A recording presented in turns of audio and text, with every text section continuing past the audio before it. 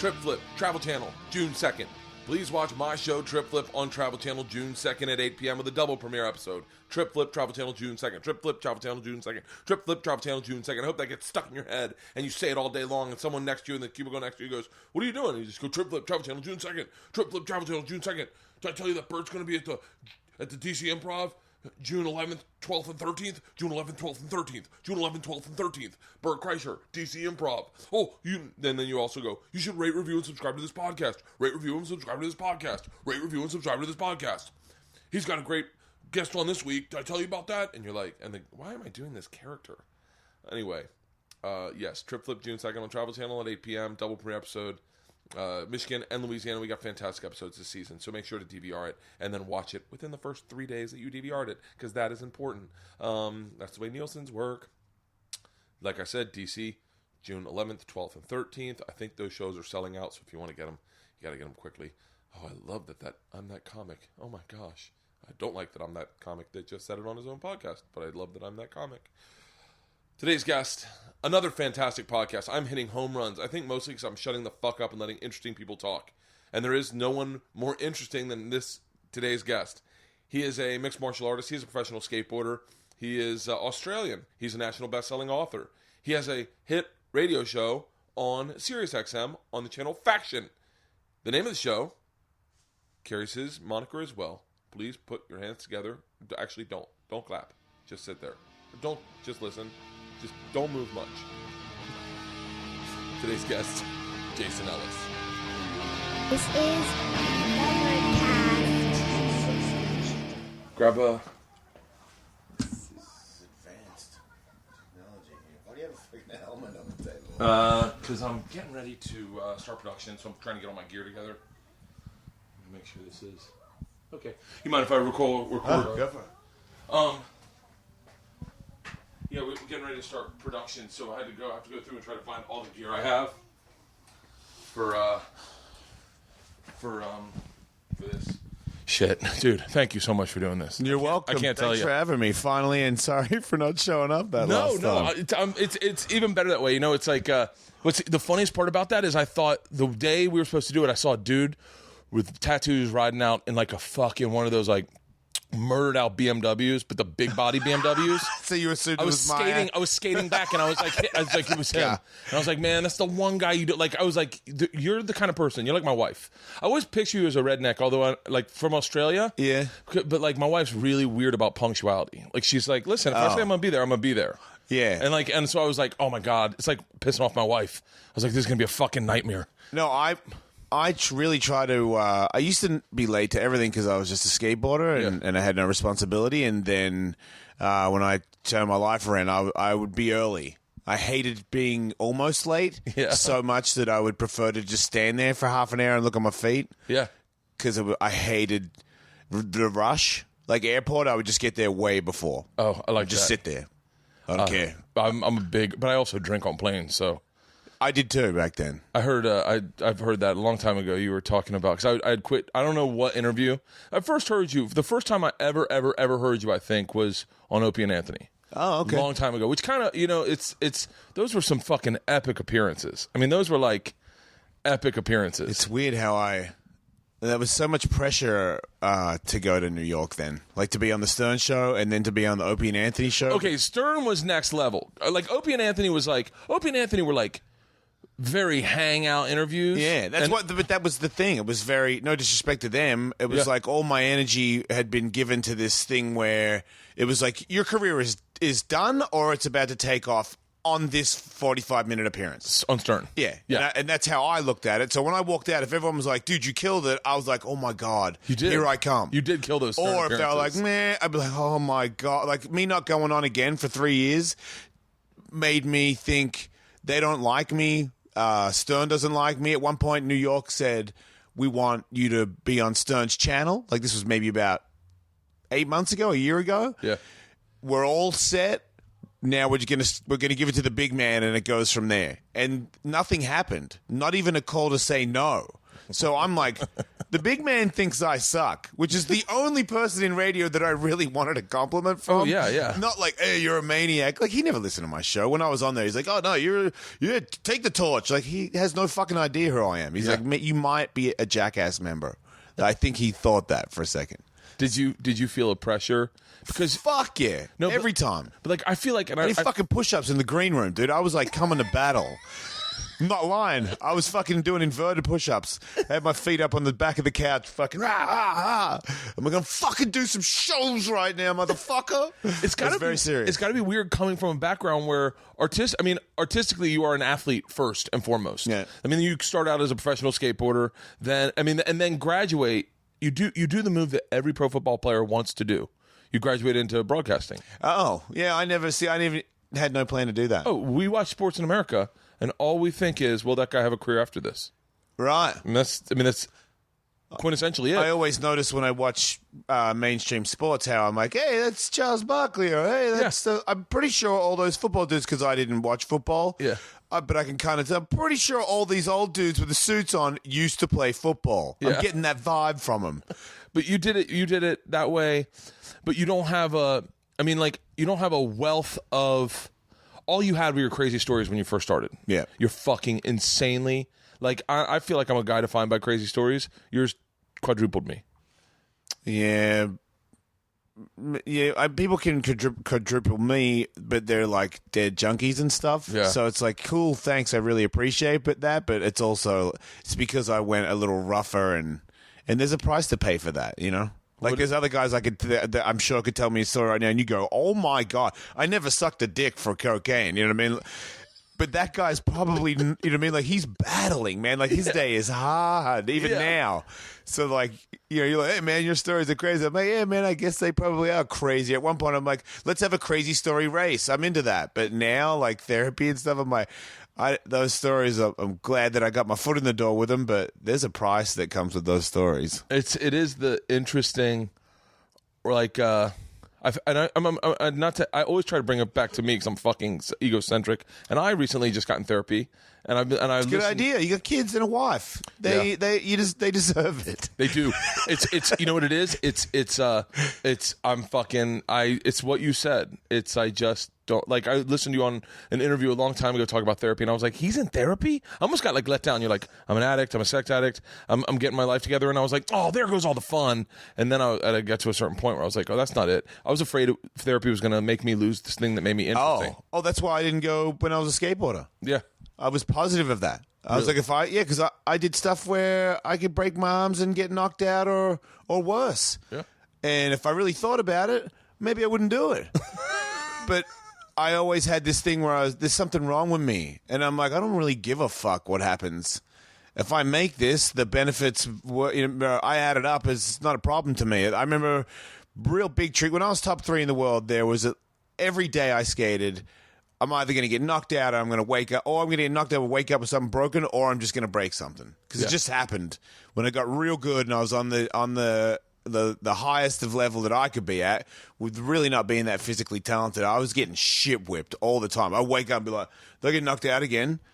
And they're like, yep. I would say that because it happened a lot for a bit. It slowed me down. I actually back. I went to top 3 and I was like, we're going. I'm going to win.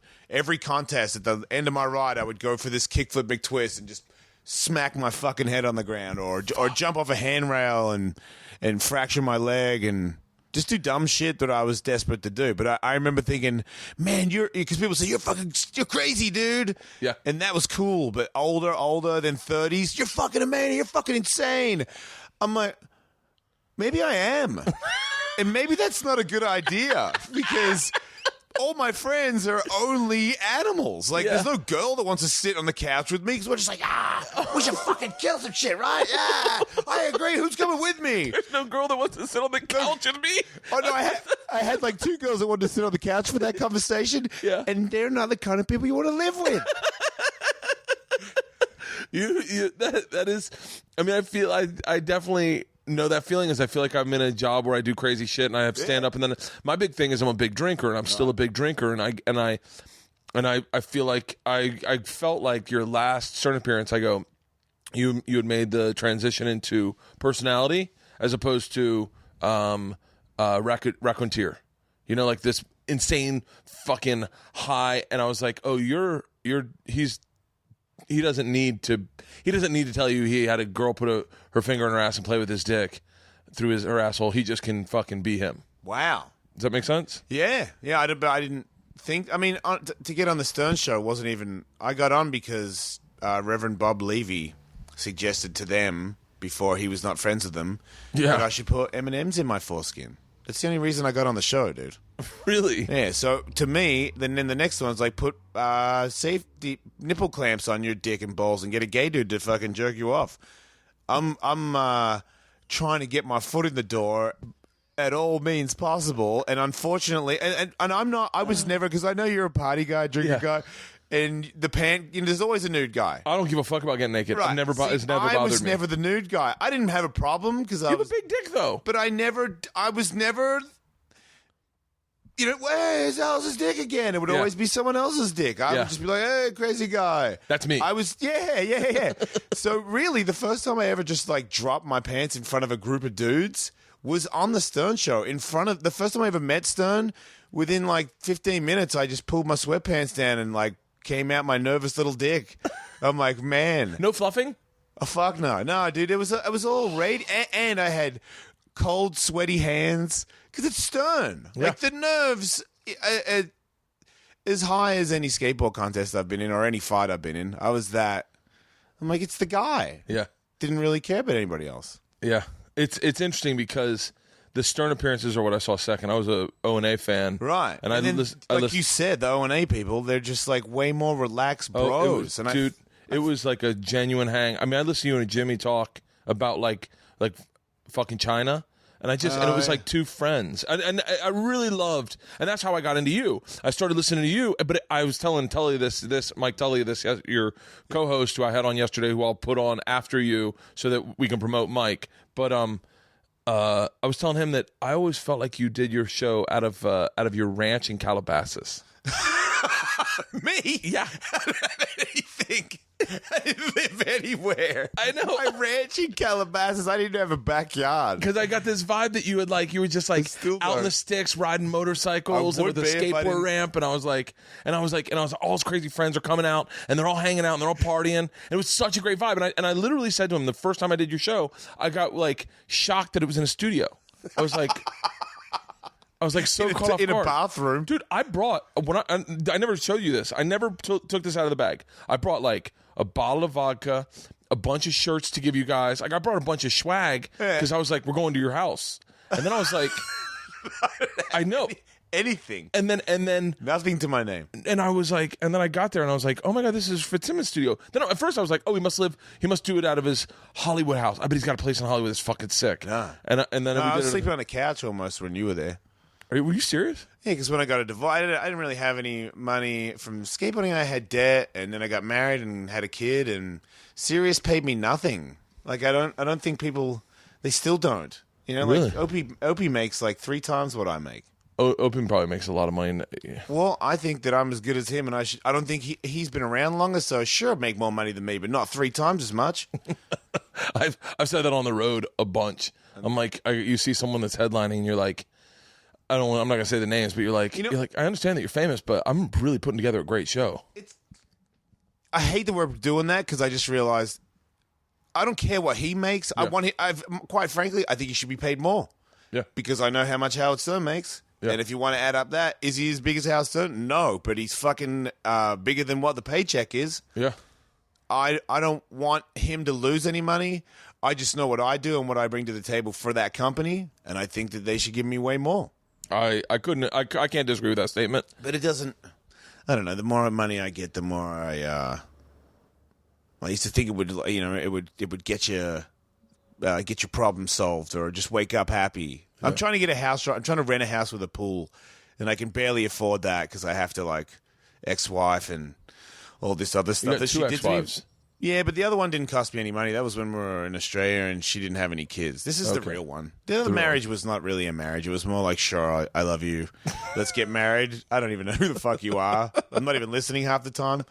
And she used to beat me when I get high, which is so lame. Are you serious? I'm not high on heroin and hookers. Yeah. Marijuana, man. Like, I had a fucking joint with my friend, a pro skateboarder that had a joint and then would get kicked in the face for it. Like... Nobody believed me, too, until somebody saw it, until she tried to, like, foot stomp me in front of somebody. Yeah. Another pro skateboarder. He was like, man, I thought you were lying. I'm like, dude, I've been your friend for 15 years. Why would I make that up? It always blows my mind when people think that I lie. Because I'm like, so then what's all the other stuff for? Why would I go there? It doesn't, it feels like 5 minutes of the show max, and I pay for it for, like, years when I say it. Yeah. And you're... But no, here's this big fabulous story that I'm just pulling out of my ass. Dude, I don't know if you're familiar with the story I tell where I robbed a train in Russia with the Russian mafia. I forgot that one. That's a good one. I this past weekend in Minnesota, one of the girls from that class was in the audience. No way. Swear to you on my children, front row to the right of stage, and I start saying it. She goes, "I sat in front of you in class. You cheated off me." And I was like, oh, my God. So I bring her on stage. I sit her down with a shot of vodka. Yeah. I tell the story, and I tell her, correct me when I'm wrong or whatever. And she's just nodding along. She's like, 100% true, 100% true. I get done the show. I'm selling merch. I sold out of merch. Yeah. Because everyone's like, holy fuck. These people are coming up to me going, I didn't think that was true. I thought, why would you listen to me? Like, if you I would never lie. I have a weird thing about lying. I don't mind stretching the truth to make the story better. Dude, you're a storyteller. Everything is exaggerated. But I would never just straight up lie about it. Like, and that blew me away that people would still come to my show thinking I had made it up. And I was like, no, I like, it was uncomfortable. When I saw her, I was like, oh fuck, the last time I saw her, I robbed her. Like, and now she's here, and I'm like, I don't know if she's going to fucking try to ruin my show but she was so fucking cool. She's like, I'll send you all the pictures of the whole trip. Of the robbing and everything. Yeah. That's a really cool It was really crazy. But like you said, I never once questioned the validity of your stories. What I like is the way you, like, I remember, and I hadn't gotten into storytelling, but I remember you told a story about, all I remember are the big, the things that made me laugh. You got high. I want to say you did heroin with two sea turtles. You called them sea turtles. And I fucking had never heard that phrase. I don't know if that's an Australian thing, but I lost it. And then they robbed you. Yeah. No, I did heroin. I injected heroin for the first time. Yeah, I used to chase the dragon with hookers. That was my thing. I would get hookers, and then the hookers that I were getting were $50. Because they were junkies. Yeah. So I'm drunk as a motherfucker, and I would do ecstasy and cocaine and anything else you had. And then one time, one of them was like, "Do you mind if I burn up right now?" And I'm like, "Burn up what?" And heroin. I put it on the foil, and I'm like, "Man, check that out." "Oh, I've done that. I know what that is. Do you want to hit? Fuck yeah, I want to hit," because they don't get no money. And I made probably like $6,000 or $8,000 a month, and I had no kids and rode a skateboard. So I would just. Oh, and the money would double when you went back to Australia because of the way the money was back like 15 years ago. American money was double that in Australia. So I was making like fucking 14, 15 grand a month. Holy so I would just dump cash on I'd be like, here, go get some heroin. And I didn't have any friends. Nobody wanted to. All my friends were dead because they actually did get into heroin, which is a weird thing for me to even. I would never shoot up. Somebody shot up in front of me. One of my skateboard idols when I was real young. And a girl that I was in love with that Christian he was going out with. No. Australian idol. Oh, okay. And he missed her vein and blood's coming out. And then they put it in another vein and whacked it up. And I'm like, oh, my God, never. Thank you for showing me this. Yeah. Because no matter how bad things get, I never want to get that far away from my life. You guys are losers. And then I moved back to Australia. I was super sad. My ex-wife was just the worst person, the first wife. Yeah. So I just got into doing hookers when I got drunk and then did a little bit of heroin. And I remember like driving to this little beach parking lot and I would chase the dragon, with the foil. Yeah. And then finally I got myself a good rip, maybe vomit. Sick. Heroin sick. Yeah. And I'm like, oh, okay. Because I never got it. I would just do it to be social with the hooker. Yeah. And I'm like, oh, man. Okay, now I'm addicted to heroin. This is good. So now... Okay, I get it. Yeah, I finally got it. I must have dug deep for at least 6 months because I'm like, God, you guys are pussies. You should just smoke a joint. I mean, this shit makes me feel sick. And then I got a good rip off. I must have got some good shit or something. So now I'm just in. Now I'm just going down there and I'm like, hey, you need heroin? They're like, what? I'm like, oh, you can blow me too, but like, let's get some heroin too.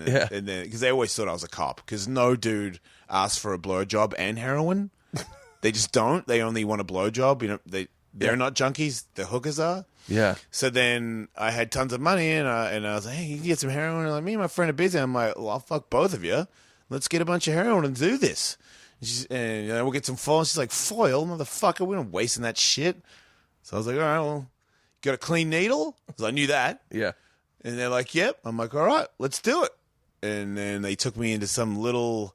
it reminded me of, Taken, where they took the girls where they're prostituting and they're behind like the curtains, not walls. It was in the Chechen mining camp. Yes, that is stuck with me for so fucking much. The craziest part about this Chechen mining camp is it's in St. Kilda where I've been living my whole life, and I'm just all of a sudden in this maze of curtains going, I have never known that this existed.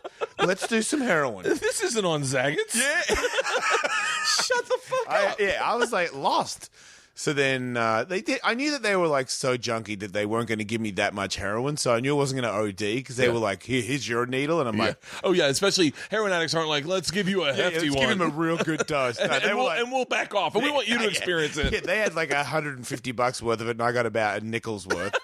But it was an injected nickel, so I'm fucking one of them, and my pants are all on the ground over this curtain, and then one of them's walking around me, not being involved for a little bit, but I don't know, because I'm high. She injected me while I was fucking her. So then all of a sudden I'm like, oh, cool, yeah, we're doing it. And then, boom, I'm gone. And then, boom, I'm in a kid's playground in the dark, freezing. Yeah. By myself. And I'm like, what the fuck? Where am I? And I get up and I'm like starting to get my wits about me. Like, wait, where? And then I can kind of tell from like a street light where I am. And I am in the worst area you could ever be. Like, I can't, maybe because I was asleep, I just blended in. Yeah. But it's like crazy Aboriginal drunk guys and full junkies. Like, you just get stabbed with shit. And then all of a sudden, I'm like, fuck, my wallet. And I opened my wallet, and I had, like $1,000 and $800. And they took it all. So I vomited. I'm freezing cold. I didn't come. And I lost like a G. Yeah. And I was like, heroin is the worst. I didn't come. And never did it ever again. Really? Yeah, like you're supposed to shoot up, and that's the one that gets you? Yeah. I shot up and got robbed and vomited and was freezing cold. And I figured that where I was, I got lucky for not being killed out there, just being asleep against some pole on a kid's playground. So that was, I don't know how, little things like that where it doesn't have to make sense to you. It just made sense to me that I would never do it again. I was like, man, what a fucking nightmare. I would never do that again. And it's never... Yeah, I did way more blow and ecstasy after that, but I couldn't do never coke. did heroin. I mean, I've done coke a bunch, but like I couldn't. The next day really fucked with my serotonin. What about drinking serotonin? You drink all the time and you're fine? Here's what I've been realizing is that I don't recognize that I'm not fine. See that? Okay, I think that's been my whole life, and I just recently have I tried to stop at one point. I tried to admit it on the radio the other day. But Slash was on the show and he just wanted to move along, which made me want to give it to him because I'm like, it's Slash, I'll give it to you. I'm trying to quit drinking. I've always had a problem with drinking. Yeah, I'm older and I love my job and my kids, so I don't drink and black out and never show up for shit. Yeah, but I show up in pain or bitter or hungover, or I don't want to go to the gym, and I'm supposed to be motivating guy that it doesn't give up. And you know what? I kind of feel like giving up today. I don't want to go to the gym. I'd rather eat a burrito. Yeah, that's a drunk guy to me, and I can't wake up the next day going, "Did you fucking wake up and have a breakfast burrito, dude, and not go to jiu-jitsu?" Yeah. And then some dude's gonna call and be like, "Man, I'm feeling down. Well, this is what you gotta do." Like, I can't believe myself if I'm living that lie. So I took a pill. That's if you drink, you die. I just started taking some pill that you can get. some fucking drug or whatever. Accutane? Well, sure, whatever. But then he tells me if I get like this, if it is the moisturizer has alcohol in it, a rash up, or find hard to breathe, or gasoline gets something. My motorbike. I fixed my kid's motorbike. I'm like, I shave with. I'm like, fuck that. I'll just not drink. And then the reason I did it is because there's two things in my life that changed my attitude. And I'm a dark guy, and if you send me there, depending on the level of the blow, because I'll take it mentally, hey, man, we're fucking your show, we're firing you. Okay. You know what I mean? That's a bummer, man, but I'll survive. And then my body goes, no, you won't. And then like a week later, I realize that I haven't been talking. I won't talk to my girlfriend. Yeah. So it's Andrea, my ex-wife, and alcohol. Those are the two guaranteed. If I drink... Like, if you were like, hey, man, it's my birthday, it's a show, we're going live on stage, have a beer. I'd be like, what do I have to do tomorrow? What do I have to do the next day? Wednesday, by Thursday. If I don't have the kids for 4 days, I guess it might be worth it, but that's how bad it is to me. Really? So that means if my girlfriend's around or my kids are around or my bosses are around and I drank on the weekend and it's Monday, Tuesday, you better be nice to me.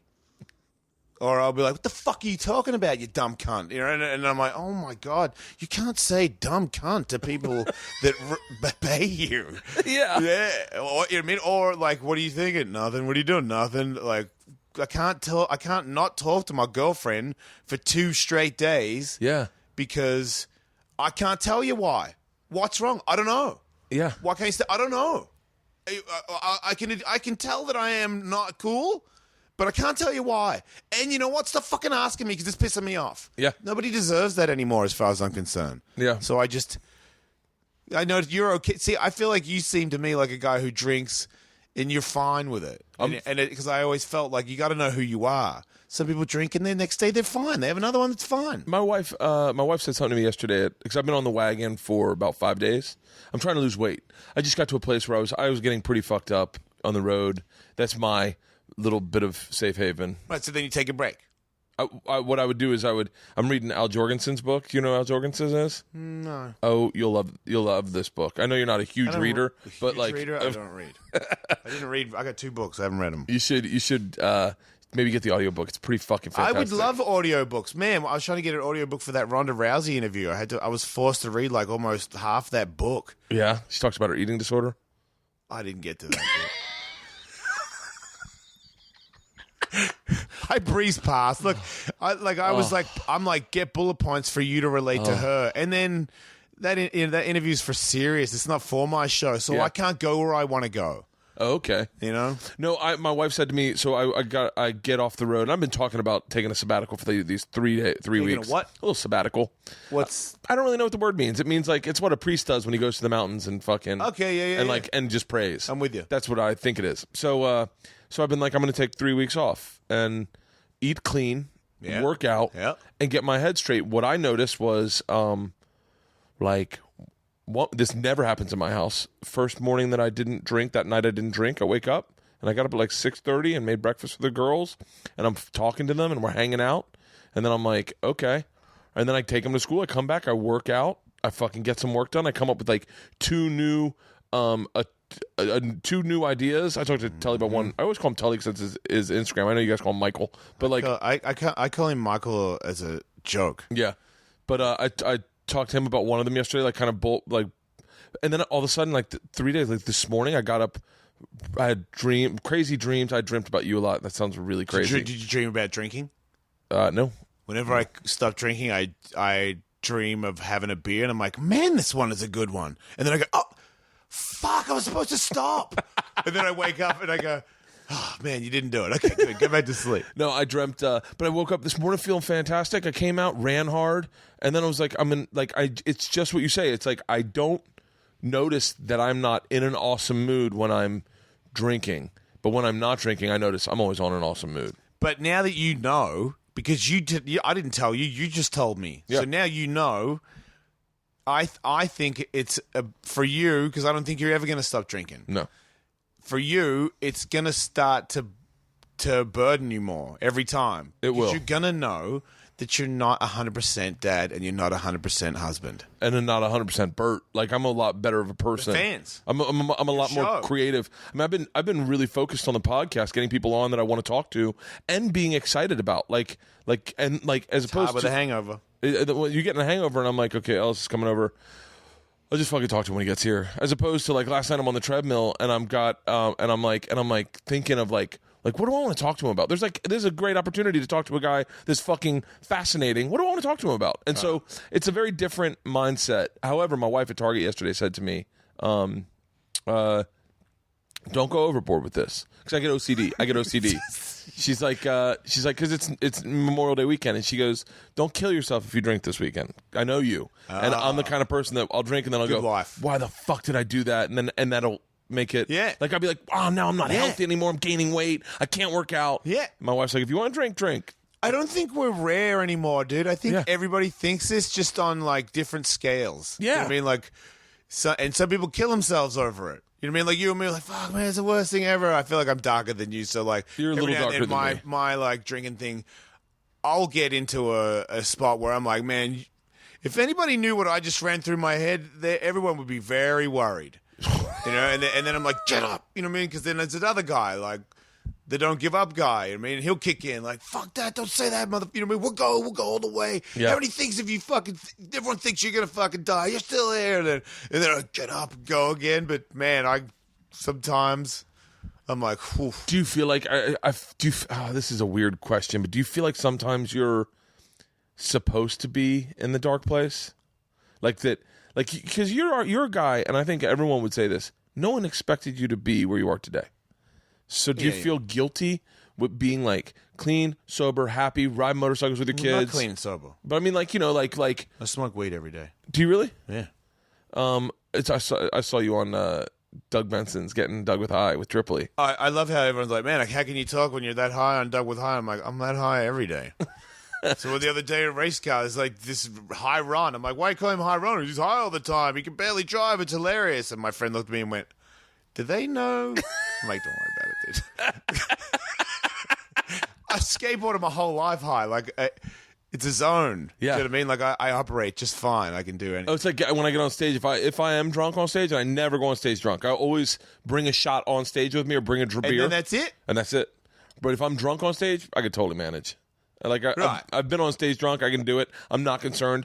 When I'm drunk, I'm hyper aware not to say what I'm thinking. But when I'm sober, I'll say what I'm thinking, because I'll own those words. Oh, smart. So, like, that's why I don't like going on stage drunk, because if I then can't own what I'm saying. Okay, yeah. It's the two different. I've only been on stage high one time or a couple times, but and it didn't work out. Drunk radio would be bad for me. Drunk radio is great for me. Yeah, I think I might. I mean, I already say shit I shouldn't say. I lose my inhibitions when I'm drunk on radio, and I have very few inhibitions, but, like, I am the guy that will nipple clamps, get naked. Right, you become an action entertainer. Oh, yeah. I identify with that so much. That bit I'm good for. Yeah. It's the let's knuckle down and let's hear what's going on inside your mind, Jason, after you've had, like, a couple bottles of wine. Like, you don't want to hear that. Because it could be joy, and then it'll just take one wrong turn, and I'll say 7 things that I'll pay for the rest of my life. Did you? How hard is it moving to this country and becoming successful in this country? I don't know. It wasn't that hard. Just had to go to the ramp every day, over and over again. I mean, I loved what I did, so it was never bad. There's got to be a lot of people at home that are like, you'll never make it. Oh, fuck yeah. I was the first person ever who was born in Australia to be a pro skateboarder in America. Really? Yeah, so there was no one before me. I was the first person to do it. So, yeah, there were doubters, because they were like, it's never been done. My father and my stepmother thought that I was selling drugs over here. Really? Yeah, they're like, because there was no Tony Hawk. I couldn't tell you. You're 43, right? Yeah. We share the same idols. Right. I guarantee. Did you like Mark Akalupo?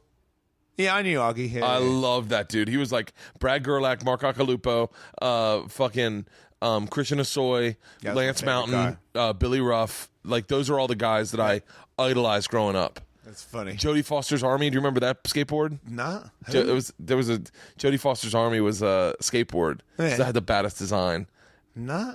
Yeah, we started skating ramps, but like just inclines, like not like like a ramp, not a fucking because vert that's ramp. older. Yeah. Yeah. And I remember our first board I got was a Billy Ruff, and I was like, I was obsessed. Nowadays, I only buy decks based on the design. Yeah, I don't really. You don't skateboard at all anymore. I got all my shit back. I got all new stuff. I set up a new board the other day. I just I'm a vert guy, man. I'm hurt. I mean, that's why I retired. I broke a lot of stuff. It's not and I needed to take a long time off because I can't not push it. You know what I mean? I'll get on there and I'll be like, whoa, a little bit wobbly, and then I'll get used to it, and then all of a sudden I'm give me 2 hours and I'll get pissed off trying to do McTwist in the corner. Yeah. After not skating for 2 years, I'm like, what the fuck? You know what I mean? So now I feel like my ego needs to be gone from that, and I need to ride a skateboard for the way I always wanted to. It's weird, really. The last 10 years I skated, I didn't really do what I wanted to do. I did what I had to do to get paid. You know? Really? The mega ramp I wanted to ride, but I didn't want to do flip tricks on the mega ramp. I just wanted to go big, man. I was like, you guys, it's $1 million ramp. I'm doing 55 mile an hour. I just did a 70-foot air into a 20-foot backside air, dude. 20 feet. Like, I remember Christian was saying, I'm like, look, I can go 10 feet, but he can go 12. And those 2 feet are fucking impossible. He's the only guy that can do that. That's what I thought when I was 16 to, 37. And then, you know what I mean, at like 39, I did a fucking 20-foot method air. And I'm like, Christian, I doubled your shit, dude. And I am washed up. I'm an old washed up. According to me, I was already like, this is ridiculous that I'm here. Yeah. Yeah, they're like, it's only 10 people in the world qualified. I'm like, only 10 people in the world are dumb enough to jump it. That's the only reason I'm here. 10 people qualified. No, they were like, because it used to be like, man, you qualified. I'm like, it's because there's nobody that wants to do it. I had like 5 years back in the X Games because everyone was like, fuck that. I'm not going down that. I'm like, good. Because as soon as you figure it out, you'll be better than me at it. Yeah. It's like eating sardines. Like I used to I love sardines, but my roommates hated them, and they were like, I was like, once you realize they're in this honey mustard sauce, you're gonna fucking love them and want to eat them too.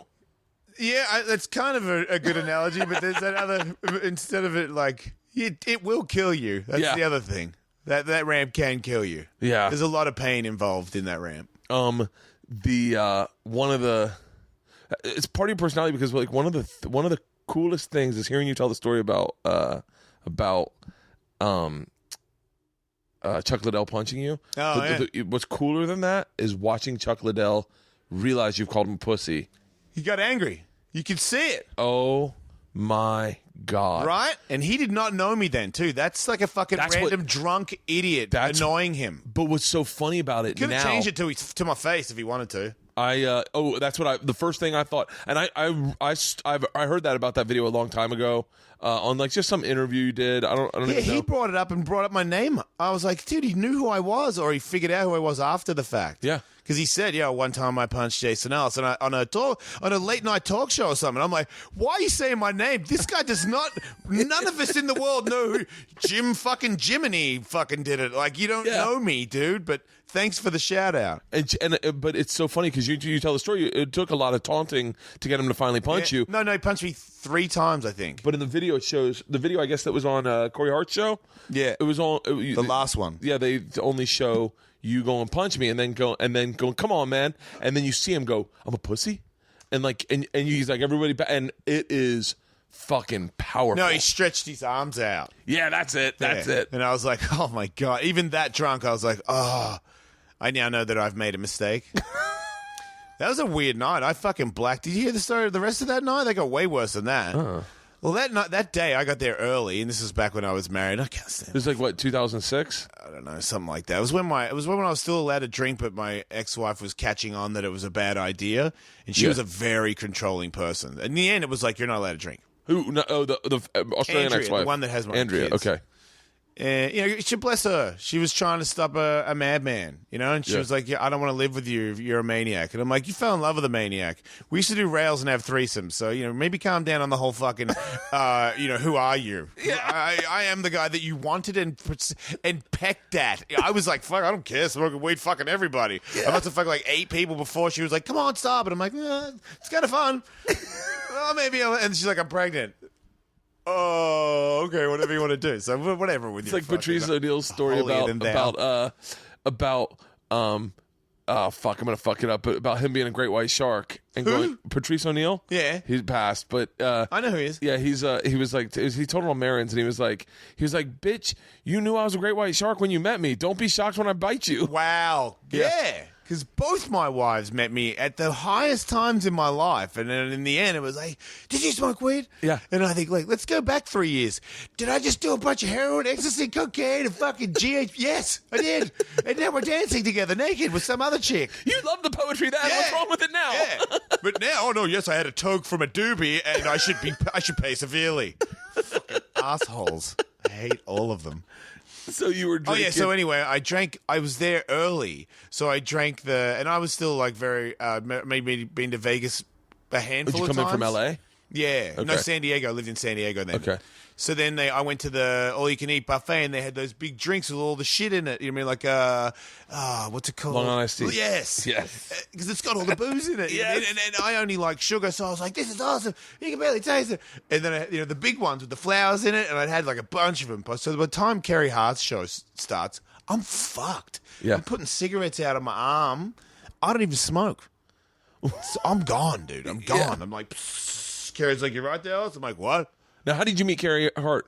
Skateboard. Yeah. Big day out in Australia. He's the moto guy. I'm the skateboard guy. And I sold my dirt bike for a plane ticket to come to America to be a skateboarder. Really? So my dad wanted me to be a moto racer. My brother was number 1 in Victoria and top 10 in Australia. Like, that's what we were supposed to do. Yeah. So I knew who they all were. I really do, by the way. I want to hear the rest of the story. I really do want to ride motocross with you. I want to ride motorcycles Go with on you. this weekend. I can't do it this weekend. I might be drinking. I want to do it so bad because I don't know where I heard you say this, but you said it's like being a transformer. It's like having your own robot. If you get good enough. Yeah. Oh, yeah. But I love motorcycles, so I'd love to try it. Just like on small levels and just have fun with it. Real small. I'm never going to push the limits too much. If you put effort in and you rode for a couple of years, in the end, you'll be able to launch over like a 50-foot jump. It's got to be fucking. Yeah, because you're flying, man. Yeah. Kind of. Close as you can get, you know what I mean? I fucking ain't no real Superman, but you can and then you're like 1, 2. That's 2 seconds of freedom to me. 1. Oh, I can't even imagine that. Okay, so you meet Kerry Hart at one of those big things in Australia. Yeah, and then we hit it off because we're moto dudes and we both want to have sex with hot chicks, so we had that in common. And obviously he's changed. He's a settled down guy. He's still married to Pink? Fuck yeah. Yeah, he loved her more than she loved him, and then I think she realized maybe don't let go of this guy and then came back to reality. He always seemed like a really solid dude. Oh, like always on the show. has been. Yeah. He's a busy man. Him, Tony Hawk, they seem like fucking salt of the earth type guys. Yep. Completely. Yeah. So anyway, I drank and I put cigarettes out, and it was Tony Hawk's radio show, and Tony's used to me because he knew me back in the day as a way bigger train wreck than that and embraced it. Yeah. It's a weird thing. A lot of people didn't know back in the day where, the video game wasn't that big. There were times where me and Tony would hang out, and this was when I was a big drinker, and I would, every now and then, I would just go off, man. Look out. Just run, start smashing stuff. Not angry, just kick shit over, and he's been there. He didn't do anything, but he didn't like fucking, I'm disowning you. Really? He was like, Jesus Christ, man. You went How old were you met Tony Hawk? First time I met him, I was like 17, maybe, no, 16. I met him like just hello because he came to Australia and did a demo, and I was like one of the better guys in Australia, so I was in the skate shop when he came in. So I was just like, hey.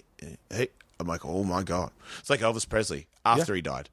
That's how big of a deal it was. Like really? If Elvis came and sat down and did this interview, that's how big it was. Really? Yeah, because he was a god. He was a fucking god freak.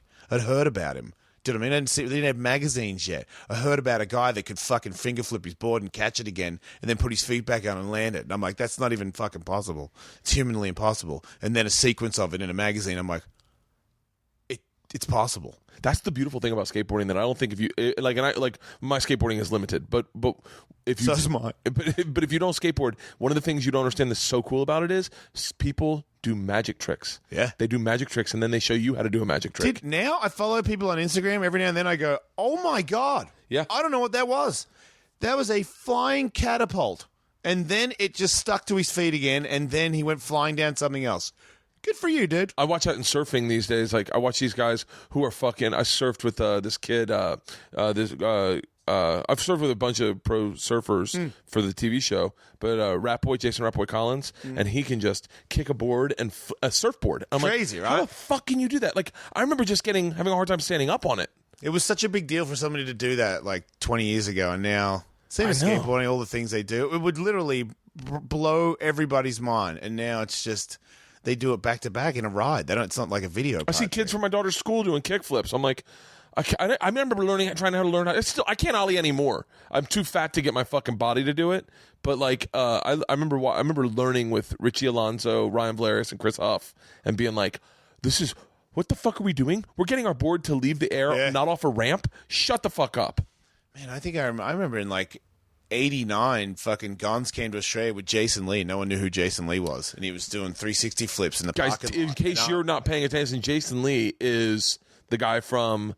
What's the fucking TV show? Everyone Loves Earl or whatever the fuck. Yeah, Earl. Yeah, I don't know. Yeah. What about Earl? He's a Hollywood movie star, but he was a fucking amazing skateboarder. The 360 flip he invented, still a trick that is legit still to this day. Yeah, and he ran them like they were fucking nothing, and it was a good hour in a parking lot where I was like, What is that? Is that a mission? Is that an impossible Ollie impossible? Like no, man, it's a 360 flip. I'm like, wait, 360 kick flip.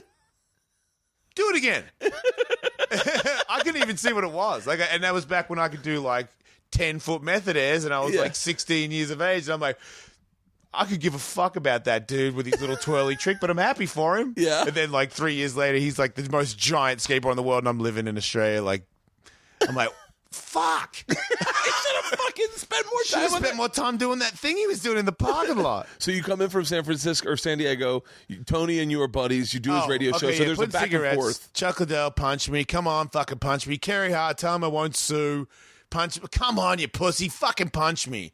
Then he whips me and then... Knocks you onto the ground. He knocks me to the ground, and then I get up, and then apparently I black out after that, but Kerry said, I got a beer, and I go, I'll pay you money, anyone, if you can kick me in the dick and make me spill my beer.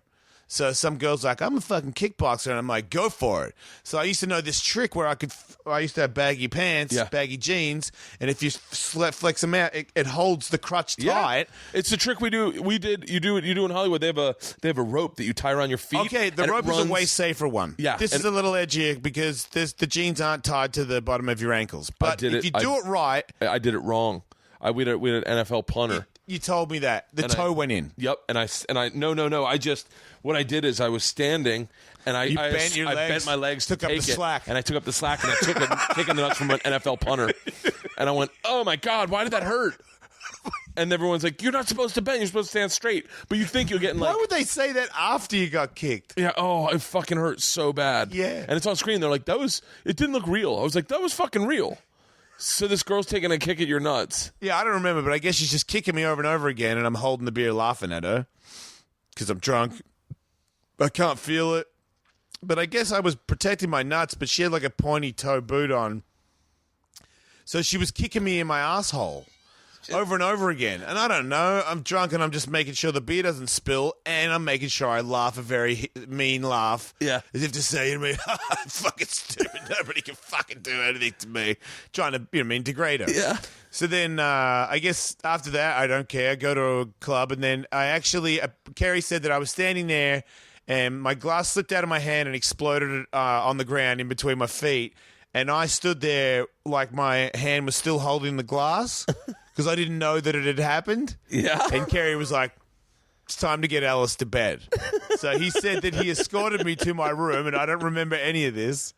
So then he puts me in my bed, in my hotel. There you go. Good night, Ellis. So, I wake up at 3 a.m, like or whatever time, and I'm like, what the fuck? Like, what's going on? Yeah. I also forgot to add that I kept calling Kerry backflip bitch on the radio. And he's like, if you fucking say that again, bitch, because he's the first person to do a backflip, but he didn't really make it. You know what I mean? In skateboarding, if you don't roll away, it's not counted. Yeah. Everybody said, he made the backflip. I'm like, in skateboarding, you got pretty close. Because if you want to count that, then I made the kickflip McTwist. Because I landed it and ran into the other wall before Tony Hawk. Yeah. But he took it. You know why? Because he fucking rolled all the way. Because that's what you have to do. So I'm being a dick. Did he land it and then kind of lay the bike down type thing? He fucking landed, bounced off. He didn't fucking make it at all. In my humble opinion. So now this guy's known for that. He's hung his hat on that. You're calling him kickflip bitch or backflip bitch. So then he's like, I'll tattoo it on you. So I don't even know I blacked out, but I guess they did that night. They tattooed it in my armpit. God, that's... So I wake up and I go to take a piss and I'm like, what the fuck? And my arm, and this arm hurts from Chuck punching it. And I'm like, fuck, my arm is killing me. And I'm doing this with my shoulders, and I'm like, what the fuck is that? And I just see bitch with like pink writing on the H, and I'm like, bitch. And then I'm like, oh my God, my asshole in the hole really hurts. And I did not know that I'd been raped. It had been a long time since I'd been raped, so I don't recall the feeling. So I just assumed that this was like what it feels like to be raped. And I'm like, oh my God, what have I done? Because I know I'm a big mouth, you know? And I'm like, fuck, someone's beating me up and raped me. And I call Carrie. I'm like, dude, what happened? What the fucking dude? He's like, relax, man. Some chick kicked you in the asshole like 20 times. You laughed at it and spilled your beer. And we tattooed bitch. She kept calling me a bitch. And I'm like, oh, God, thank God. Thank God. I'm going back to bed. I'll see you guys in the morning. Yeah. But for a second there, I actually thought that I'd been raped. Oh, that's fucking awesome. Again. That's what, dude. I've heard that a long time ago because when I first started going to therapy, you're talking about your dad stuff. Yeah. And my therapist this last time wanted to talk about my dad, and I was like, I don't want to fucking get into any of that because I don't know if my dad's. You can't really say that to your therapist, dude. I was like, it's kind of the point of being there. I don't really want to talk about that. I was like, we definitely have issues, but we're getting along really good right now. Like, nothing bad ever happened, but I was like, I don't want you to pull up something fucking bad, and then he dies, and I don't have a way to reconcile it. So I was like, let's just leave it. Oh. I go, we get along fine. He just doesn't like my drinking. That's it. I'm making sure you get out of here on time. I know you got to get out of here at 11. Yeah, whatever. But it's Friday. I don't care. But yeah, it's so funny because that whole therapy stuff just kind of like it I don't know, it fucking opens up all these fucking my therapist told me was like, look out for triggers, like triggers in your life that make you spiral out. And I started noticing triggers. I was like, oh shit, that's a trigger. Like I'm on the treadmill fighting with someone yesterday in my head, and I go, what the fuck am I doing? I was like, this person in here, and they're not wasting energy on me. And I was like, wait, what started this? So I tried to like whittle back to find out what was the thing that caused it. Yeah. Do you know what it was, really, honestly? What? Just someone not replying to me on Twitter. And like I just assume they just... I wish I could make fun of you for that, but I'm the same way. I get really like can you reach out and you say like, hey, maybe they comment and they say something, and then I go like, and then I start going like, why haven't they replied? Like, do they... I guess, did I say that wrong? Like, and then you start fucking like... I'm the king of that. I'm with you. Oh, it makes me crazy. And I'm like, they never had that in Pioneer days. Like, they were just... No. Nobody called anybody. Yeah. And if you called someone that meant... I mean, you just got on your horse and just fucking thought. Yeah, it's a weird... Twitter, all that stuff's a weird little thing I battle with. I'm on there all the time because I'm addicted to it, but the other thing... I mean, I compete. I want to win, and I'm a loser on there. You know, there's porn stars that have more followers than me. I'm like, oh, you have more followers than me, I'm sure. Like I'm fucking 129. You're terrible too. Yeah, we're terrible. Fucking. If you're not a million, you're just a piece of shit. I would say 500,000. I'd be like, all right, dude, it's not bad for a radio guy. You know, I can't catch Stern. You know, I can't catch I can't. Well, you never. Yeah, you do. First of all, you're never going to get those guys because they were around when Twitter started. Because Instagram, I'm already bigger than them. Okay. Because it's the new. Whoever's the new, whatever the new medium is. Periscope, baby. I hear that you're on that. Yeah. You were on it this morning. I was? That's when you were pulling up. I'm terrified of being on that because I feel like I already talked to too many things. I'm like, how many? I got to drop one to get a new one. Yeah. You know? I know the feeling. Like I dropped Vine to get Snapchat. I dropped Vine and Snapchat to get Periscope. See, I might have to do that, but I'm enjoying. I have a personal relationship with these two people in Australia on Snapchat where we send each other like, weed photos and stuff like that. Because he's been here and he's like, man, your life. because he was my little brother's best friend, so he knows where I came from. He knows why I love America so much. He comes over and he's like, dude, you got a fucking turbo Porsche. You get weed from Dr. Green Thumb. Like you got glass tips in your doobies. You know what I mean? Like you know all these weird things about bars and hotels. And, I got him a place in Palm Springs with a pool in the backyard and gave him some GHB. They're like, fucking GHB, can't even get that. And they're like, we'll get some cocaine. I'm like, yeah, I'll get you some fucking cocaine. Like, I'm not touching it, but this is the best fucking cocaine I've ever had in my fucking life, mate. I'm like, I've been doing my research in Hollywood, America, guys. Dude. We have everything.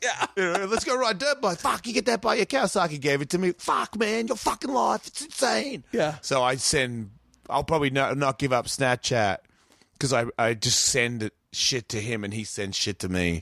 Well, the thing that would make Periscope fascinating for you, that would just leapfrog you past everyone, is Periscope when your show gets wild. When my show gets when you guys are doing your show and shit gets wild, like you're gonna fight Brendan Schaub or like any of the shit that your show is one of the few shows left that has a fucking a P.T. Barnum like we don't give a fuck type attitude. I said it to Telly yesterday. I go, you must be a publicist's nightmare because publicists publicists want like, here's the bio. Can you just, these are the questions we're looking for. Stay away from that. And that's not your show. No, it's not your show. And it's the kind of show where you literally, and I was one of my favorite things I ever watched. You and Brendan Schaub fight. Right. And I was like, and I'm a big friend of Brendan's. I had him on my podcast, and in checking out Brendan's videos, I was like, oh, he did Ellis. And I was like, oh, let me check the interview out, and I'll find out what not to ask because he's already talked about it. And then all of a sudden, I'm like, oh my god, they're just fucking fighting. Not exactly, but yeah. Yeah, but like you guys are, and it was legit. It wasn't like, it was like I was nervous someone was going to break out one of the fucking windows. Like it was fucking legit. It was controlled. But that's where Periscope would be great for you. Well, I have my website, dude. That's on. Yeah, I guess. And if I go Periscope, then the people that pay to have my website are getting fucked over by Periscope. But I get like a live thing out on the street. But I want. I mean, I don't want to be in that building. I want to have my own fantasy factory that's for my fantasies. That is everything cameraed up. I want a boxing ring. I want a cage. I want to fight everybody. I want to skate against everybody. I want to have like a little go-kart track with razors. Like I don't want to ever. I want to have a recording studio. Hey, you're band. You're here. Fucking bullshit. Plug in. Let's do a song. Let's make a song about dicks right now. Like I want that to happen. You are the extreme Renaissance man. I'm the shitty Rob Dyrdek is what I am. No, but it's a short side on XM Sirius that they don't set you up with that. You could do that cheap in Hollywood. They don't. Man, you don't have to talk about it. I don't mind. I don't give a shit. I'm not that big of a fan of corporate people, and they know that. But what I do is it takes time. I feel like someone brought up the other day. You've been doing your show for 10 years, and I'm like, no, I haven't. And they're like, yeah, you were talking at night. And I'm like, I was talking at night illegally. It wasn't the Jason Ellis show. I was just like, I'm not playing any more music. This shit sucks. I'm talking. Yeah, they wanted you to play music at first, Telly was saying. Well, I was a DJ. Yeah. And then I was talked too long, and they were like, who's the guy who's saying this is the worst band ever for like 5 minutes before he plays the song? It's Jason. Will trying to back me. No, fuck that guy. But then everyone was called in like, I really like the guy that's saying that this is the worst band that ever lives. It's the fans, man. They made me. Yeah. In New York, we're like, we want to fuck him over, but if they want it, then give him more. And then Steve Blatter was like, just talk, see what happens. And then that turned into a talk show. But the show gets bigger and it gets bigger faster every day. And when I go there, they barely sort of know, it's like this weird, every contract is a little more of a fight. I have a contract now where I own 10 hours of the radio on Faction, and it has to be called Faction with Jason Ellis. Every now and then they just call it Faction. Every now and then, instead of me giving this other person a 1 hour show on Thursday and another 1 hour show on Sunday, they take those away, and then they want to bring in another person or use my studio. And I'm like, in my contract, 6 hours a day, it's mine. You can't go in there. Yeah. And they don't even know that. They'll just say, hey, we're going to put someone in your studio. And I'm like, you're not. Yeah. So those are the fights that I have where I know that if I was somebody else, that I shouldn't think this way. But no, that's natural. It's natural to think that way. 10 years from now, even 5 years from now, you're going to need me more than ever. I mean, I know. I hear everybody. They'll cancel. Yeah. It's cool to have music and stuff, but it's if you want one talk show, Howard is not going to resign. And if it's 3 days a week, I don't even think you're really in radio anymore. I can't take you serious. Not if you're not if my game. I'm not coming in on Thursday and Fridays. I have fucking given up. That's what I have given. That's official. Yeah. Don't even tell me that. Oh no, passion. Fucking 2 days, dude. 48 hours. I go to work. Everyone else goes to work Monday to Friday. You fucking don't. You're not there for me anymore. Yeah. You have given up on us. And I love him. Oh, yeah. Opie has no Anthony. I think Jim is like probably one of the funniest people on the planet. Jim is one of the funniest people. Have you done Opie and Jim? No. Oh, no, we had a falling out. What? Yeah, ages ago from the last book that came out. It's so fucking weak, dude. It actually kind of patched it up a little bit the other day on Twitter, but we don't speak. But me and Opie were cool. We had a falling out because I was on Stern's show before him, like when I was in New York. And I remember thinking, dude, I don't even know the politics with you guys. I get asked to do Stern, and if I can do you as well, that's a bonus. I didn't realize that at one point they were playing my show on his station. It didn't do anything, and I didn't really know about it, but I didn't realize that he was trying to make me a part of the family. Oh, yeah. Okay, so I think they took that Stern thing as a little bit of an insult, but we patched it up because I realized that, and I actually texted him because I have his phone number. I was like, hey, man, I think I understand how you were insulted, and I didn't mean to do that. Like, if you want me to go on your show before I go on his show, I would do that, but if you don't ask, I don't know. Yeah. So I just did what I was told. I went on everybody's show that was back when I went on everybody's show when I'd come to New York. So then that thing squared away. I don't think Anthony ever liked me. I didn't care. I was like, you guys are cool. Yeah. You have a good show. I can't hate. If you're as good as me, I got respect for it because it's hard to do it every day. I respect them. Then I get this interview for this stupid book I've got about how to get laid or some shit. It's a great book, I'm told. It's a really great book. It's a really great book. The very first chapter makes you want to fucking made me want to walk away from my family, shave my fucking head, and get because I've put a vibrator in my ass? No, the first chapter was like, my life's fucking awesome. I wake up with 2 porn stars on my dick in my pool, fucking, and I just was I had a visual of it, and I was like, motherfucker. Is that what it says? Yeah. Well, that's not happening anymore. I'm gonna talk to my girlfriend about that. Yeah. I'm going to get a pool soon. That'll probably that might be your first book. That's your second book? No, it's a second book. Yeah, I have both in there. This is How to Be Awesome. The other one was, man, that was tough. But look, I'm still here. That's what it could have been called. So you were saying OP. Yeah, anyway, so I did these radio interviews, and I've always said this, not before I was on Stern. I am the future. That's why I called myself that. It wasn't I'm the future. You'd say that to them. Yeah, but apparently it got the fans. There's Opie fans, there's Stern fans, and there's Ellis fans, and they're all hardcore. And because we attack people, our fans attack us, and they want us to fight. So somebody must have told her. I did an interview, and they were like, where do you see yourself at Sirius? And I'm like, I'm the future of this shit. Those guys are on their way out. I'm fucking next. It wasn't a story I hadn't said a million times. I'm gonna back you up on that and then say that I did hear you say that, but I got to be dead honest with you, and I think Opie would say this too. And I never like speaking for people, but I like Opie. I've done their show a lot. I love Opie and Jim. Yeah. Opie and Jim is one of my. I think so. You're right. I think Jim is one of the funniest fucking human beings alive. I agree. Opie's cool as fuck. I always liked Anthony. I never had a problem with Anthony, but there was a solid moment. I think Opie would admit this, that it sounded like they were done. Like it sounded like they didn't know what they were doing. They weren't coming back. Like there were times where you'd listen and you could just feel it in the room, like that they were like Opie would be like, I don't know, man. I don't think they want us here anymore. They were leaving early and shit and giving the show to somebody else for an hour. I'm like, because they were so angry. It's serious. Oh yeah. And I'm like, look, they're doing it to me way worse than they're doing it to you, dude. Yeah. And I'm here bashing my head against the wall because I'm going to break this fucking wall and I'm going to make something. You already made it, dude. You're already loaded. You're Opie and Anthony. I'm not. And here and then we're like, fuck, it's serious. Fuck these guys. And I'm like, that's going to be me. And they'd already said that too. They're like, wait, see how long you like it in this game. These people will fucking bury you. And I Opie and Anthony told you that. Yeah. Yeah.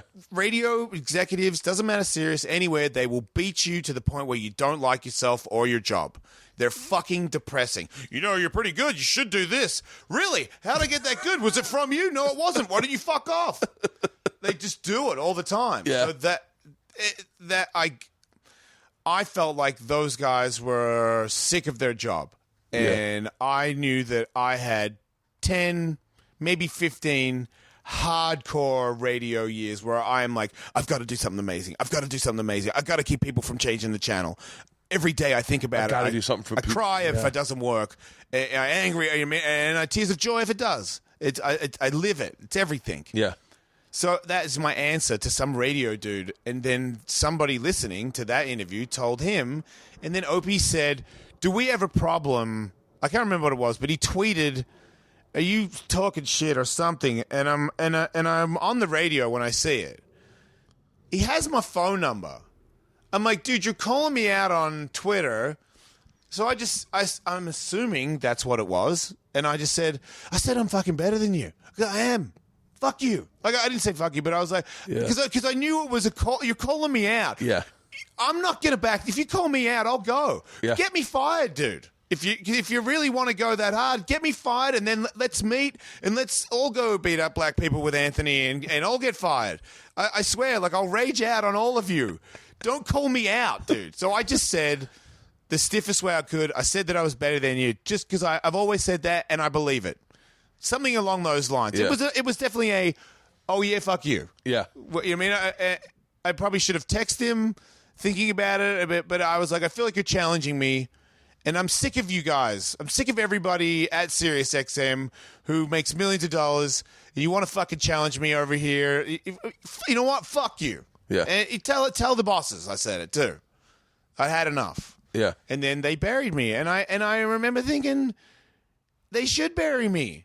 I told you to go fuck yourself. And hey, man, they're burying you on the radio. I'm like, they should. Yeah. The difference was they're good at burying people, too. I liked their show. I think I got beef because I said that the Sam guy wasn't that interesting. Oh, Sam's interesting as fuck. Well, I didn't think he was very good on the radio. Oh, he's so Every good time on I heard radio. him on the radio, I was not impressed. And I said it, and he played it to Anthony, and that's how it all started. Oh yeah, it stinks too because you guys were so fucking good. Like you'd go on that show, and I was like, God damn it, man! It's honesty with honesty with honesty. And you and Jim were you and Jim were kindred spirits, and I felt like in a weird way. We definitely have more in common than the rest of us. The rest, that's for sure. Yeah, Jim's one of those guys that he's so honest that if you're not one of those honest people, like it rings in front of him. I've always been impressed with him. I love his stand-up, too. But that was the other thing. I heard his show. I listened to their show, dude. I'm fans of their show. Oh, yeah. I only listen to... I used to listen to Stern... I listen to Stern retrospectives, like when he does, like, the Friends, and he plays all the interviews with all the friends or whatever. I got you. I'm keeping an eye on the clock for you. It's 10:38. Faction and Opie Radio are my two go-tos right now. That's where that's all I'm at. What? You know what? It's too old, right? I'm no. I mean, weird how old he got all of a sudden. Because here's the thing, Roger I idolized him the same way you did. Like Like when I was younger, I remember him interview. Like I know who Roger Daltrey is. Yeah, but the guy he had Rhonda on. He didn't know who Rhonda was. It bums me out because you got to know who Rhonda is. I get it. You don't follow MMA, okay, but you got to know who Ronda Rousey is. Yeah, a little bit. I mean, my wife knows who Ronda Rousey is. Yeah, she's a household name, dude. She's the best pound-for-pound fighter in the MMA right now, in my opinion. In a UFC right now. Yeah, I mean, allowed in the UFC for sure. Yeah, but like I don't listen to Stern because it's often reruns. It's not. I want something. I mean, I don't know. I just and I'm like you. Doing Stern would be a fucking achievement. It would be a lifetime goal just to do Stern and open up about everything. But but you know I can't deny what I listen to. You know what I listen to is where my brain goes, and it's honestly my little playlist right now is Legion of Skanks, you and Tully. What's Legion of Skanks? It's one of my buddies' podcasts, and it's really good. It's send it to me. I don't listen to anybody's. I listen to a lot of podcasts. I'm a big podcast fan. I don't know how to use. You listen to Rogan? Internet. No. Oh. I've heard Rogan before because they play it on Opie's channel. You'd love Rogan. Rogan's podcast. I do love Rogan. No, I've heard that, but that's because I've heard it because it's on Sirius. Yeah. I don't know how to listen to podcasts. Opie texted me and asked if he could put my podcast on Opie Radio, and I was like 100%. Yeah. Because I'll throw on Opie Radio on the weekend, and you hear some fucking amazing. Are you doing it? I don't know. I texted him and said he's more than welcome to. Fuck yeah, you should do it, dude. But we need more stuff. That's what I'm saying. He's trying. I'm telling you, Opie really is. This is going to bury me again right now. But the Stern guy not putting me on that channel in the afternoon. You're not even on every day, and you said no to the Jason Ellis show on your channels. That tells me that you don't care about Sirius. You only care about yourself. Because I will fucking carry you. Don't tell me my show's terrible and everyone's going, oh, it's unlistenable radio. Sure, some old guy that will not crack to he just wants to hear Stern replays for the rest of his life. I get that. Yeah. But I'm trying, and you can tell, and we are funny. We are good. I mean, yesterday you guys and our humor's their kind of humor. So I feel like they would be, do you want to hear the replay of the wrap-up show? Or do you want to hear random fucker going off his balls? Why did you say no? Yeah. I swear that one, like you said, when people don't tweet you back, there's talks of me being back on the Stern Show. I'm going there because I feel like this is for sure the last interview. I want to know everything. Yeah. No more interviewing me. I'm interviewing you. Yeah. Would that be like a dream guest for you? Have Stern on your show? Oh yeah. I would love to, but he won't do anybody. Really? But I'm gonna interview him on his show. I wouldn't mind hearing you interview. I probably Opie. shouldn't say that. I just realized someone who listens to his show is gonna tell him. I can take it out. You want me to? No. Fuck it. Fuck everybody, man. I got. It's one of the things I respect about everyone who's hardcore in radio is you guys' opinions. You stand by them. Do you know my buddy Cowhead, Mike Calta in Tampa? I think I was going to fight him with one arm a long time ago. I did his show to talk about my book. Yeah. He seemed like a nice guy. He's a great guy, but he's one of those guys that is fucking straight up. He says it, stands by it, fuck you. Right. And I'm always fascinated by that. Opie's that way, Jim's that way, you're that way, Stern's that way. Yeah. And I'm one of those guys. Compliment takes some abuse too. It's a Larry King. Try not to talk over your guests. I do that. I fucking jump on people because I'm in a hurry, man. And if you're boring, I don't even care if you're Larry King. Next question is you're fucking lagging.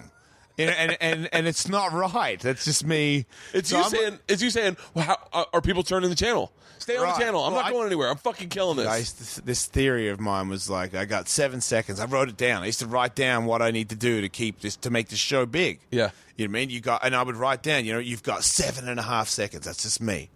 You got 7.5 seconds to make him not change the dial. What are you going to fucking do? And I would read this little book every day before the radio. Really? All these things on what to do, you know what I mean? If you're tired, you know what I mean? That's you got 7 seconds.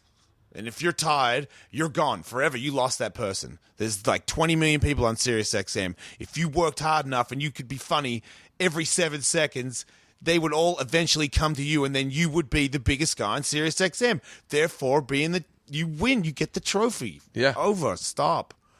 Turn it off. Fucking. I wish I had your brain when I could. It's not right. What are you talking about? That is the worst math ever. It's not going to work out at all. I go up on stage and I'm like, well, if it's not perfect, maybe they'll appreciate the artistry. Do you really? Maybe they'll appreciate me fumbling my way through. You always come away happy because you did better than you expected? I'm like, well, I enjoyed watching Dave Chappelle figure his way through a set drunk. Maybe they're enjoying that. Okay, I got my. In the fucking the report. What's the a whale's vagina movie? The whale's Anchorman. Yeah. The girl in Anchorman, Christina Applegate. Yeah. When she first gets a shot and at being the anchor, and she's like, power. Yes. That's what I'm like. Okay, I'm Ron Burgundy. I don't say power, but I have done things on the radio before where I'm like, please, the gods, make this work. Make what I'm doing work. And then every time after it, no matter how good it is or bad it is, it's terrible. Yeah. That's the other thing that I hate about myself. I leave and people are like, man, Larry King, amazing. Yeah. I'm like, really? I didn't think it was that good. And everyone's like, are you serious? I'm like, oh, man, I tried, man. That was that one thing I think I stumbled on. They're like, you're fucking insane, dude. I'm like, okay. Does everybody really think that it was good? And then if the whole room goes, dude, yeah, it was good. I'm like, okay, well, have a good day, guys. And I'm like, those guys are fucking liars, man. Yeah. I'm that way. I'm on my way about stand-up. I always think I sucked, but then I just hope, I just hope that they appreciate that I told it differently this night, or insecure people. Is that what that is? My insecurities, who I fight with in my head. I had a fight. Right. Oh yeah, I fight with my insecurity. My insecurity is that voice that I will personify it as said person that didn't reply to me on Twitter, and then my insecurity will go, oh, cool, so I'll just take that face and then put on that face and then talk to me like me, and then I fight with that guy, and then I'm sitting there going, I'm fighting with myself. I'm telling me what I don't like about me. I'll hear it. I'll definitely fucking hear it. Today's a great day. I was telling Greg Fitzsimmons, I saw him. He's in a dark spot right now, and I'm like, I get you, dude. I was just smoking a joint, looking at the clouds, the sun through the clouds. I'm like, it's a good day, man. You know, we're making it, dude. You're working every day. And then another voice, clear as hell, was like, well, you did have an ice cream sandwich before you went to sleep, you fat fuck. And I'm like, what? I'm about to go on the radio. I don't give a fuck. You're not really that hardcore. And I'm like, oh, my God. Get in the elevator all bummed out. Nobody said that. I did that. Whoever the fuck I am in there. Ruined my like 15 minutes. I had to like. Then the other guy in the elevator is like, "Fucking, you tell like ice cream sandwich. I want my fucking ice cream. You got a fucking car, motherfucker. You're just some bubble of voice in my head. Yeah. You've done nothing." I've had moments where I don't want to wake that voice up, where I get up early and I go, I think it's going to be pretty good. And I'm like, shh, don't talk too loud. That voice is going to hear us. And then all of a sudden you'll hear, is everybody awake in here? And I'm like, oh shit, he's here. There's not skin cancer on your eye. You got skin cancer, motherfucker. That guy and my guy should go fucking move into a house together and fuck off. I call him Big Brain and Little Brain. Little Brain's a sweet guy who's like, it's going to be good. Don't look in the mirror. That little spot on your face, it's not skin cancer. Just get in the shower. Wash your face. Don't even look at it. We'll deal with it later tonight. Don't wake him up. I do it all And then all of a sudden, Big Brain's like... My heart procedure. My heart jumped. I'm going to die soon. What happened to a heart procedure? I had a heart procedure. What happened? My heart went into AFib like 3 times, so then I had to have a surgery. And they go up, catheters up between your legs, and they fuse a valve, seal off a faulty valve. It's called... appellation or something. How did you know you had it? I went to hospital. I thought I was having a heart attack. And you felt like chest pains? Heart racing. Really? Yeah, after a workout. Happened from stress and stuff. After my brother and my dad died, that's when it first happened. And then happened again, made it go away. Went to hospital and they gave me some drugs and it went away. And then the last one wouldn't go down. I was in hospital for 2 days and then they knocked me out and fucking tubes and shocked it back into regular beat, and then I had to have a surgery to fix it. So I'm on antidepressants and anxiety pills because I think that shit's going to happen all the time. Shut the fuck up. And every now and then it jumps, and it's like, and I go, you'll see me do it. I do it all day. I put my thumb under my rib cage right there just to see it. It's like a paranoid thing, but every now and then I just go, it's going to go, man. I say... And I just tell the kids I tried a lot, you know. And Katie's like, shut up, don't do that. And I'm like, just in case, all right? You know, just make sure they know. You know, like I did everything I could for them. You know what I mean? And maybe it wasn't everything that the perfect father would do, but, you know, just know what, as far as I could do, I fought as hard as I could to give everything to everybody that I like.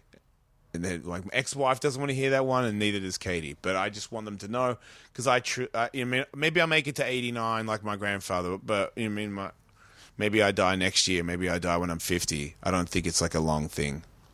That's crazy. I think about death constantly, and I spend all day trying to like be glorious about it, like Vikings. Do you know what I mean? Because that would be such a better way. Like if it jumps, I try to practice going. If you're gonna go. I should probably go get a shot of whiskey or something if I'm going to go out, you fucking cocksucker. You know what I mean? I want to go, last breath, hey, man, let's fucking, you know what I mean? We rocked. Here we go to the gods. Hopefully there's some bong rips up there for me. Like, I don't want to go, no, mommy, fuck off. I don't want to hear about that shit. I want to spend too many days being terrified for my last hour or last minute to be terror. I want it to be sweet. That's why I kind of like racing cars. If I die in a car race when I'm like 60, sweet. That's a good way to put it. Like, I want my last minute to be glorious. Yeah. You know? When I jumped out of a plane, there's that moment of real clarity where you go, the dice have been rolled. Like when you're free falling, you're like, the dice have been rolled. There's no taking this back. Yeah. I either die or I don't die. Yeah. I can't stop that right now. But question is, think about it, the question is, do I enjoy this moment or do I be afraid in this moment?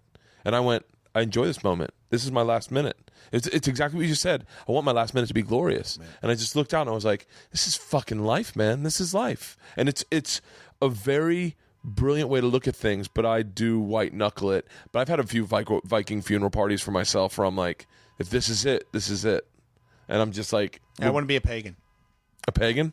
I want to believe in... I don't believe in gods or anybody floating around that's helping me in any way. Yeah. But if I could, I want to believe in the gods. I want to believe in Odin, and I want a great battle. I want to go out with a great battle. And the gods were very pleased with how I went out, dude. Honestly, and I'm gonna say this. I know it's like probably 11. It's 10:51. But like, what I will say is that you, in looking at your body of work, you do have a pagan Renaissance. Right. Odin's going to be very happy when you leave. And he's like, oh, it looks like we'll put this one on this ship with us. Wolf tattoo and all. Like, it's going to be a fucking... Like, I mean, you've done it. I mean, you've what's the next thing? What's the next thing? You had a #1 single, right? With Taint Stick. Yep. You've done a movie, The Woodsman. Yeah, that was not #1. It's... That was number nothing. That was... Well, I saw it. I believe there's another movie in us. I think there's a movie. I told Mike yesterday, McTully, I told him I wouldn't mind a fucking sitcom shot the same way Woods. The fuck out of one, dude. He is a brilliant man. He's a lot smarter than I told him. I said when I did your show for the first time, I highly underestimated him. Only because he's not a comic. And I went and I figured played a Jason, and then he was this really insightful, smart dude. And I went, who the fuck is he? I came back and I saw his name on the book, and I went, oh motherfucker! I should have done a little research before I rolled in this room. Yeah. We like it when people don't do research. It's a fun show to do. Yeah, well, you're welcome anytime. You know that. I get a kick out of it because I told him it's like hanging out. I love the Ed Telly on the show. I think it's fucked up that nobody has him on shows. Oh, he's smart as shit. About me. He's smart. He's funny. He's funny as fuck. We did. I'm not going to ruin it, but I will tell you, we did a analogy off, like where we went back and forth with analogies. Yeah. We took a moment in life. His first analogy and this analogy off is the funniest analogy I've ever heard in my entire life. And I told him, you are a fucking moron if you don't do stand-up.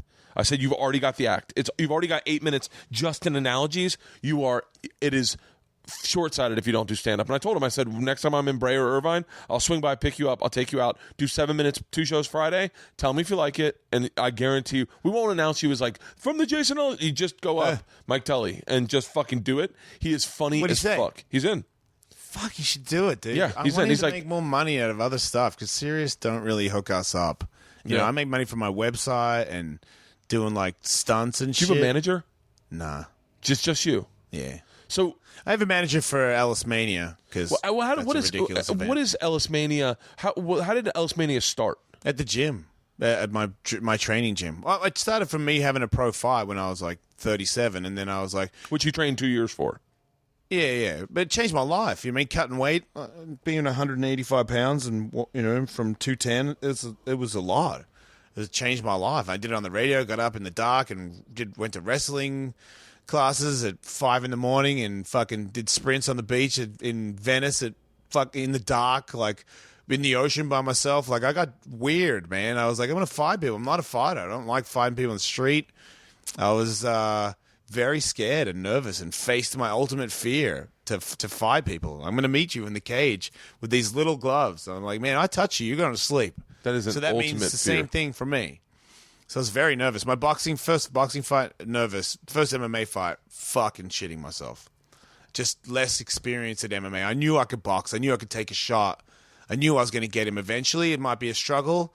But that turned into, I told on the line, I was like, it changed my life. It made me a stronger person in every facet of life from just being a fighter. Really? Mentally, it just made me, I can't do it anymore. I can do anything. I can't hold myself. I can fucking hold anything. Yeah. The whole instinct of, I can't balance myself. I can't. In MMA, there is no can. You just do. You just can, or shut the fuck up and hold on. There's no, I'm giving up. So that taught me that. There's never ever, you better switch it off because it's not stopping here. Break it. If the ref doesn't see it, I'm not stopping. MMA taught me that. That's a fascinating way to look at life experiences. There's so many experiences where you're like, I need to know that I have an out. That I get it's part of claustrophobia. Act is everybody. I'm not going to make it a bullshit. You can think that. Everybody thinks you're a human. But if you wake up and go, fuck that, I'm going again. This is insane how many times you've gone. I don't give a fuck. I am insanely going to keep going. That person, as long as they're not evil and they don't go around raping and murdering people, they end up getting what they want. This is just the way it is. Or a bus hit you, you know what I mean? But as long as those ones don't get you, and you're still alive and you're 35 and all you've ever done is just treated your fellow man and woman with somewhat respect, but you're a fucking drive, you just go. Yeah. The world is yours. That's my... I get that's what it is. So you can't be in the NBA if you have no legs. Yeah. Certain things you cannot achieve, no matter how much you want it. Yeah, it's not gonna happen. But it's not. Maybe the Globetrotters, but It's kind of disrespectful to put him in the Globetrotters. I mean, what's he doing? He just bouncing it off his head or something? Poor guy. Wait, what? So what's next for you? Like, what's next? Racing. Yeah, is that what you're into now? Is the car I racing? race cars. I was supposed to race last weekend, but it got rained out. Yeah, I want to be a race car driver as a hobby. I mean, I want to compete, and if I win, that's great. But I don't want to do it to win. I want to do it because I love. How does your hobby start? What? How do hobbies start for you? Like because and I don't think I even explained this enough. But there are 9 different things you've done, excelled in, and then kind of like said like that was cool. I'm glad I did that. Time to go on the next thing. Like how does a hobby start? I'm a skateboarder, man. It's anything I mastered. I was really good at skateboarding. I mean, you won your first fucking professional MMA fight. Yeah, but I'm a terrible fighter. No, but I'm saying I'm really I could good not for a do that. skateboarder. I couldn't do that. Like you start too late. And you're you not started as at I fucking am. 37. Yeah, but I was fit. I had like. I could get into fighting shape. Well, you could fucking fight then. I could get into fighting shape if you gave me 2 years. Well, then you can fight. Yeah, well, it's not impossible. You squirrels come in your studio. Is that true? Yeah. That's awesome. yeah. You got some balls, little guy. It's my daughters. Aw, They like the fact that the squirrels come in and out of the studio. he's adorable. Does he have an orange in his mouth? No, but he just had his hands like I need shit. I'm like, I Yeah, don't need my shit, daughters man. will feed them. I'm like, guys, we're letting wild animals into my fucking man cave. That's not super cool. Wild animals in a man cave. I guess is pretty cool. You should get a nail gun, shoot him, and he'll be stuck to the wall, and you can mount him without even touching him. We shoot rats. I got rats as pets. Oh, you do really? Yeah, 2 rats. Really? Wait, rat people. Last question before I let you go. What do you make of guys that are I don't want to say gimmick acts, but I don't want to even say their names because I like them, but say Riff Raff, the rapper. Like guys like that, or guys like, I'm not saying Action Bronson's that way, but guys that come out like with like a big like personality, like when they come on your show or when you see them in culture, like do you know Diane Word? Yeah. Yeah, like what do you take of acts like that? I think they are who they are all the time. No, they're not. I don't think Diane Word is. Oh, really? I don't think so. I think they're like artists. They change? I think so. I don't know. I think you're wrong. Really? I think someone told me they were like art house people who decided to make a funny album, but it took off, and so they kind of assumed the personalities. I could be wrong. Okay, well, I don't know.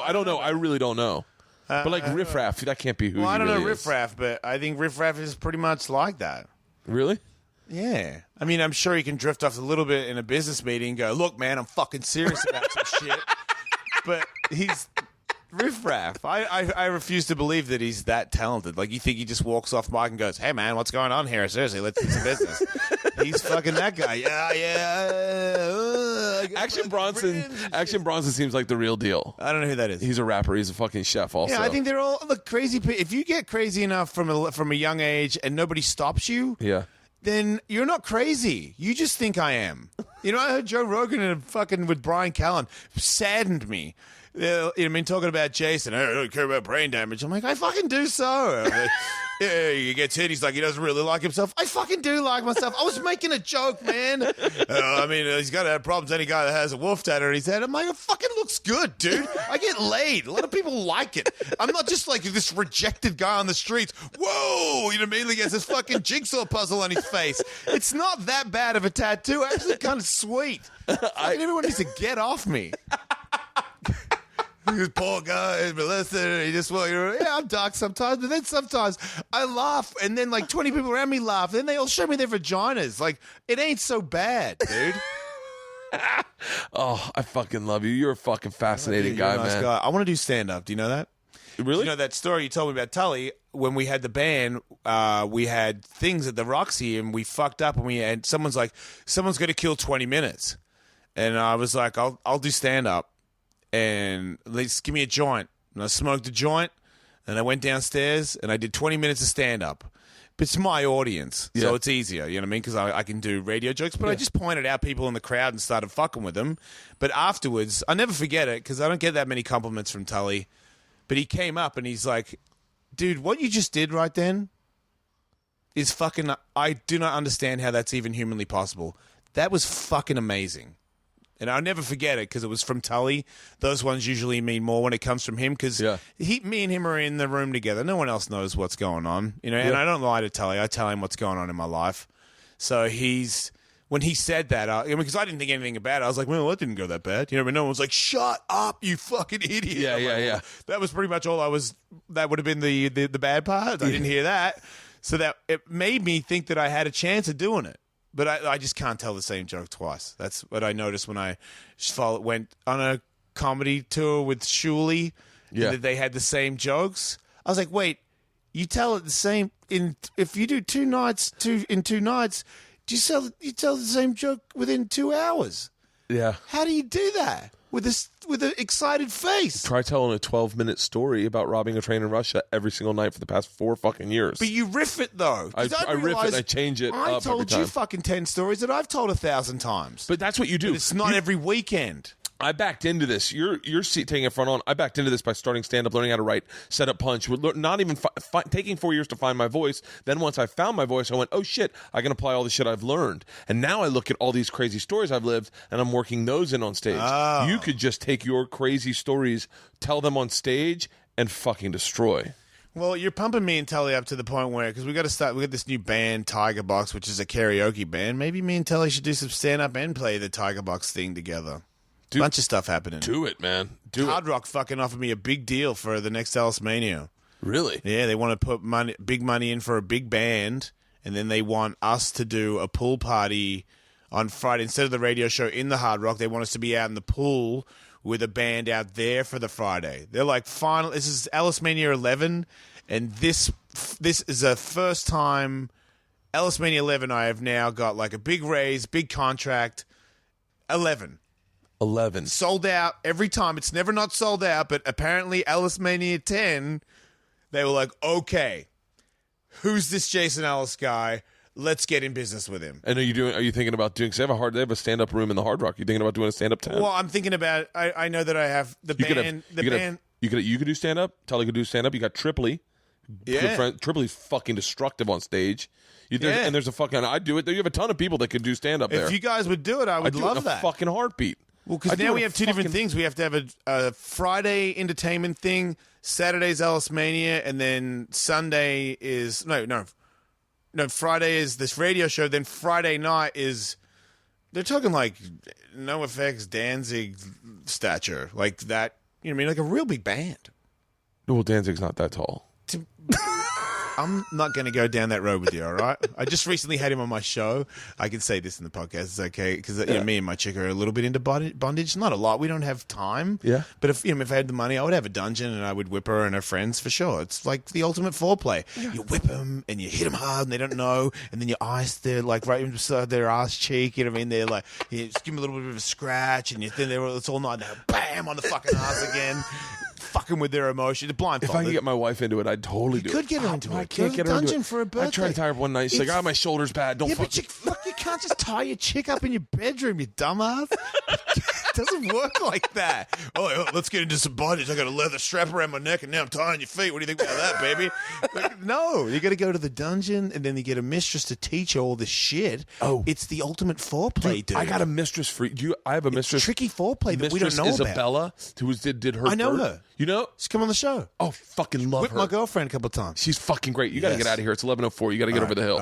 All right. So yeah, Ellis Mania, man. If you want, I'm totally in. I'd totally do it in a heartbeat. That'd be fun as fuck. The call was last night. So today I'm talking about it on my show. But we got another year, right? No. How far? No, it's 2 in October. It's in October? Yeah, October 9th and 10th. This is off the record, but I'm around. I'm around. Are you really? Yeah, I'm around. I'll make sure I'm around. Do you want to fight? Like comedy fight. You don't have to be in a real fight. Like who?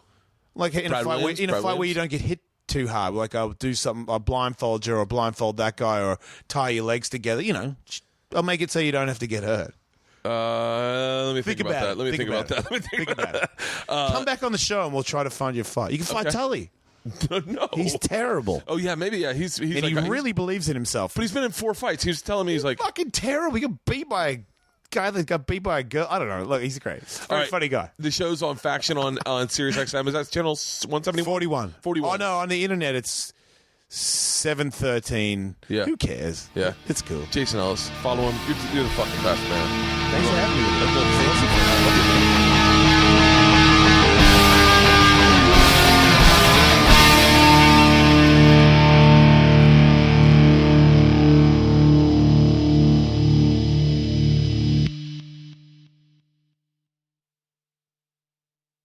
This episode was brought to you by The Machine.